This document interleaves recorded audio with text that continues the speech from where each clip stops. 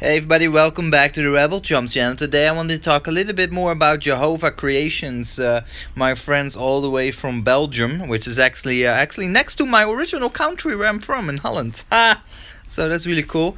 They had a really cool new lightsaber commission that they did, and I really wanted to show off to you guys because I thought this lightsaber looks amazing for many different ways. So let's start off with some of the specs, and we can start off with a picture. So can hype you guys a bit up. So this is the lightsaber. It's really cool, absolutely beautiful lightsaber. So it comes with the following hardware specs.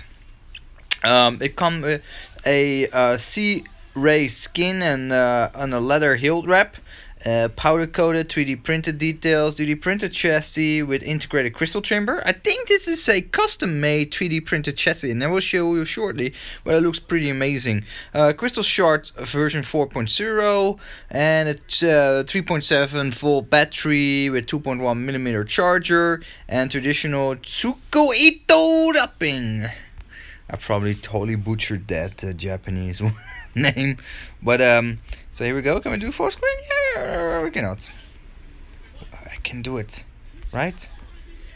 Come on, give me full screen. Sorry, some technical issue here. Anyway, I think this will work. This will work. Yeah, this will work. You see it full screen anyway, on your computer. So let's go over the details. So it's a really beautiful lightsaber. You see the black powder coated parts in both the emitter and middle section.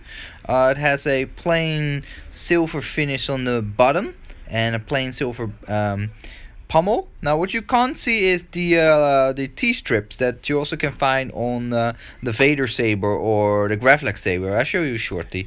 But I thought it was a really cool design that they did there. So you can see the emitter there, and then you see the Stingray leather wrap. You see the I don't know, Tsuko Ito wrapping. This the Japanese way of wrapping with that knot, with that X type of knot in there. I don't know how to call it in the middle. And then you see two greeblies with a nice red diamond in there. And then the silver buttons. I think those are the activation switches. And then we have a kill key on the other end of the middle section. And then you can already see those T-strips on the bottom of the hilt. Yeah, here we go. So that looks really cool.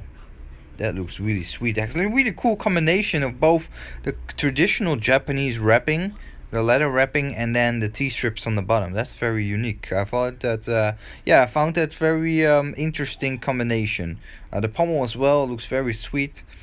And then we have some more pictures from the sides. Now, I was really flabbergasted when I saw the inside of the lightsaber, which we get to in a second or so. So more of the leather wrap with the Stingray piece there. And then here it is the magnificent crystal review. So it's really nice crystal review. And here's the close-up. I like the choice of crystal as well.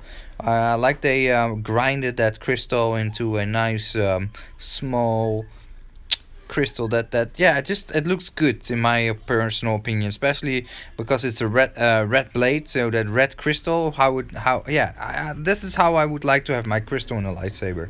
Nice little greeblies and things going on inside the crystal review.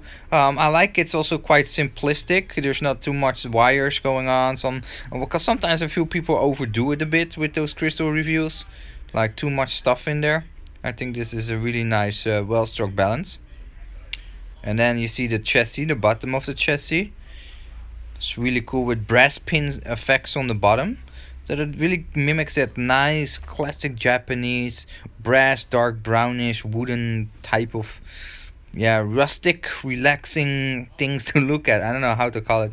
I like also the plastic of the chassis is in a gray. So in my personal opinion, the gray of the plastic resembles those stones they put in those Japanese gardens with like small water fountains. And then you have like these little brass or brown cups, for very small cups for the tea, for example. I feel like there's a very strong resemblance that, and then there's normally the tea table is from that dark oak wood that is dark, red brown color. It just really matches really well all together. I really like the look of it. So I do hope they will come with maybe a permanent lineup for this type of lightsaber, because I like how the way the Crystal Review reviews itself. I like that it's part of the chassis like that. I like the 28 millimeter speaker on the side. I only thing I wondered, and that's probably incorrect, but I do think there might be some ghost swings when you move your lightsaber around and have it on the highest volume, because the speaker is right next to the soundboard, so it might inflict some movements of the base of the speaker and reflecting in false swings. But I'm not entirely sure. But it is really close to that soundboard, so I don't know if that will have anything as a negative impact. And then you see more of the 3D printed chassis, 2.1 charger on the bottom there. So it looks really nice. I like that. It looks really classic. Yeah, very nice lightsaber. If you guys want to find out more about Jevaho Creations, they have a whole bunch of lightsabers made in the past. And one good example would be the what was the name? The Kanan Jarrus lightsaber they made a few years ago. And overall, it's just they have tons and tons of lightsabers, all handmade, limited editions. It's just beautiful. I highly recommend you guys to check out their Facebook and subscribe, and yeah, maybe get a commission from them. I really want to get this lightsaber, by the way. Oh my god, I really want to get the stapler from them. It's so beautiful. Anyway, thanks for watching, guys. Let me know in the comments what you think about the Jevaho lightsaber that we just showcased, and let me know. Bye bye. Bye bye. I'm gonna play some more on this.